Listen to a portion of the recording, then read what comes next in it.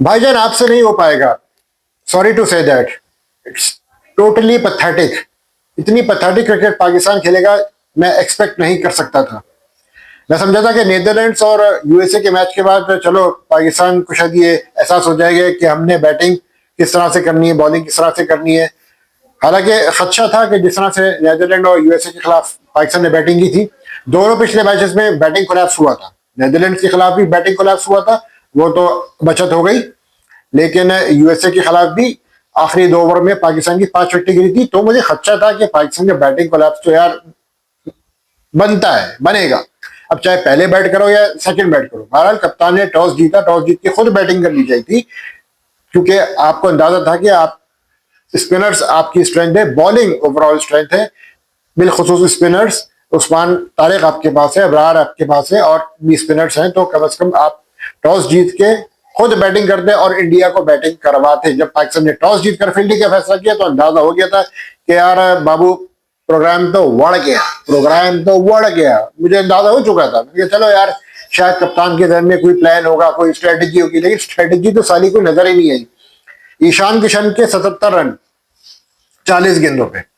Rest of the Indian players scored 98 run, जो 175 में से 77 रन ईशान किशन के थे। तो उसने चूंकि पावर प्ले का बखूबी अंदाज में इस्तेमाल किया, एक ही इंडिया के पास ऑप्शन था, उन्हें पता था कि हम पावर प्ले में जितने रन जोड़ सकते हैं जोड़ लें। There was quite a huge difference in between the two sides, and the difference was Ishan Kishan. Although Abhishek Sharma को सलमान अली आगा ने पहले ओवर में आते आउट किया, चलो एक ढारस आगे दिया कि यार 1 for 1 हो गया। मेरे ख्याल से अगर अभिषेक शर्मा आउट ना होता तो इंडिया मेरे ख्याल से 200 से ऊपर ले जाता, वो दोनों अच्छा खासा स्कोर कर लेते। अगर दोनों इस तरह की हिटिंग करते तो आप सोचे कि स्कोर एंडेड अप कहां पर होता। लेकिन चले फिर पाकिस्तानी स्पिनर से बहरहाल बेहतर बॉलिंग की इंडियंस को कंटेन करके रखा, लेकिन इंडियंस को पता था कि हम अगर 170 प्लस जाएंगे तो उस विकेट पे डिफेंडेबल है। प्रेमदासा क्रिकेट स्टेडियम में 176 एक ही बार चेज हुआ है, गालिबन शायद 2018 में, please correct me if I am not wrong. उसके अलावा इतना बड़ा टोटल प्रेमदासा स्टेडियम में T20 फॉर्मेट में चेज नहीं हुआ 176 के। मैं अगर बात करूं, क्योंकि श्रीलंका की जो पिच है वो स्लो है, बॉल रुक कर आता है, तो स्पिनर्स को हेल्प मिलती है, आप स्ट्रोक्स आसानी से नहीं खेल सकते। लेकिन पाकिस्तानी बैट्समैनों ने तो एज यूजुअल एक्सपेक्टेड था बैटिंग कोलैप्स। जब आपके 36 रन पे 4 खिलाड़ी आउट हो जाए पावर प्ले के अंदर अंदर, तो आप क्या 176 चेस करोगे। शाहीन शाह अफरीदी पैथेटिक, 2 ओवर में 31 रन, 18 ओवर स्पिनर्स ने किए हमारे माशाल्लाह से। अबरार अहमद तो उनका तो काम उतार दिया था ईशान किशन ने, और इसके अलावा उस्मान तारिक ने बहरहाल अच्छी बॉलिंग की, 4 ओवर में 24 रन देकर 1 विकेट लिया और सूर्य कुमार यादव को आउट किया। किंग बाबर, शाहीन शाह अफरीदी, शादाब खान, इनके एक्सपीरियंस का क्या फायदा। जिस तरह से ये एक्सपोज हुए हैं मैं तो बड़ा डिसअपॉइंट हुआ हूँ। शादाब ने 1 ओवर किया, उनको आई थिंक 18 रन 1 ओवर के बाद ही वो बिल्कुल ही जो है वो ढह गए थे।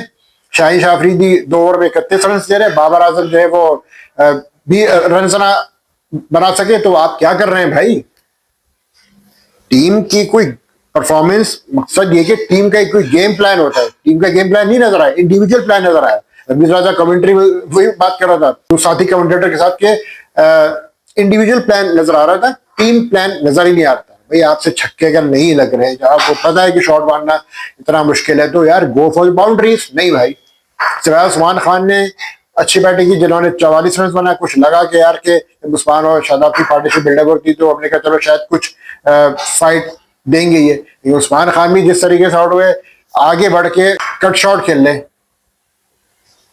क्लूलेस हो गए ना। क्योंकि डेफिनेटली दिमाग से जब आप क्रिकेट नहीं खेलेंगे, overall you can't handle the pressure.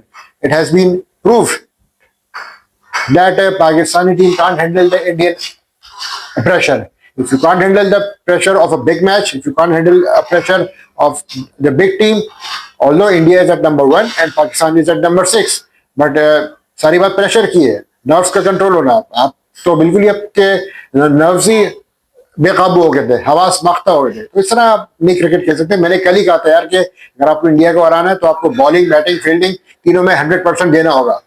यहाँ पे बॉलिंग, बैटिंग, फील्डिंग तीनों में आप टोटली फेल्ड हुए। ना आपसे बैटिंग हो पा रही है, ना आपसे बॉलिंग। तो चलो शुरू में उन्होंने उखाड़ के फेंक दिया था, शुरू के 10 ओवर में आपको जो उन्होंने साइड में कर दिया था, शुरू के 10 ओवर्स में। मैं जो कहूंगा कि in first 10 overs India has won the match. In first 10 overs Ishan Kishan out ना होता, इंडिया 200 तक पहुंच जाता अगर ईशान किशन आउट ना होता। बहरहाल हमारे बैट्समैन को मुझे अंदाजा था, मैंने कहा जिस तरह से रन बना रहे बैट्समैनों को अल्लाह ही हाफिज है। और साहबजादा फराज जिस तरीके से आउट हो रहे हैं उनको वैसे डॉक्यूमेंट्री बनाने का यूं शौक है, जाके बनाए डॉक्यूमेंट्री। और भारतीय सूरमाओं के आगे जलीलो ख्वारों वैसी भी वो कहते हैं कि हमारा तो इनसे कोई मुकाबला नहीं, राइवलरी किस बात की। सूर्य कुमार यादव ने बिल्कुल ठीक कहा था और उनकी बात को आपने सच साबित कर दिखाया कि कोई राइवलरी नहीं। अब इस तरह की अगर राइवलरी है तो भाई, तो इवन आप यकीन करें कि आइंदा आने वाले वक्तों में स्पॉन्सर्स भी सोचेंगे यार कि ऐसी राइवलरी का क्या फायदा। इससे बेहतर है कि इंडिया वर्सेस ऑस्ट्रेलिया हो, इससे बेहतर है कि इंडिया और ऑस्ट्रेलिया को, या इंडिया ऑस्ट्रेलिया या इंडिया इंग्लैंड इनको एक ग्रुप में रखा जाए ताकि कम से कम मुकाबला तो देखने में नजर आए ना, कंपटीशन तो आए नजर। यहाँ तो कंपटीशन ही आ रहा है नजर, कंपटीशन है ही नहीं। 61 रन से आप इंडिया से हार गए। ऐसा ये लग रहा था कि इंडिया वर्सेस कोई मिनो खेल रही है। आपसे अच्छा तो यूएसए ने किया था परफॉर्म, कम से कम यूएसए ने इंडिया को खींच के तो रखा था। एक टाइम पे लग तो रहा था कि शायद यूएसए कुछ कर जाए। आप तो दूसरे ओवर से ही, हालांकि सलमान अली आगा ने पहले ओवर में ब्रेक थ्रू दे दिया था, उसके बाद शाहिन शाह अफरीदी बॉलिंग कराने आते, 15 रन उनको पड़े जाते। इस बात की तुम प्रीमियर फास्ट बॉलर हो भाई, तुम जब किसी बैट्समैन को नहीं हैंडल कर पा रहे, ईशान किशन तुमसे हैंडल नहीं हो रहा है, किस बात की प्रीमियम फास्ट बॉलर है। शादाब खान किस बात के प्रीमियम लेग स्पिनर है। क्या सोच के इनको टीम में लिया था। जब आप बड़ी टीमों के खिलाफ परफॉर्म नहीं कर सकते भाई, तो फिर आपका क्रिकेट खेलने का कोई फायदा नहीं है। इससे बेहतर है आप यंग प्लेयर्स को चांस दे दें, भले वो हारे भी तो कोई फर्क नहीं पड़ेगा। इस तरह की परफॉर्मेंस नहीं चाहिए भाई। टोटली डिसअपॉइंटेड, अल्फाज नहीं मिल रहे सिवाय गालियों के।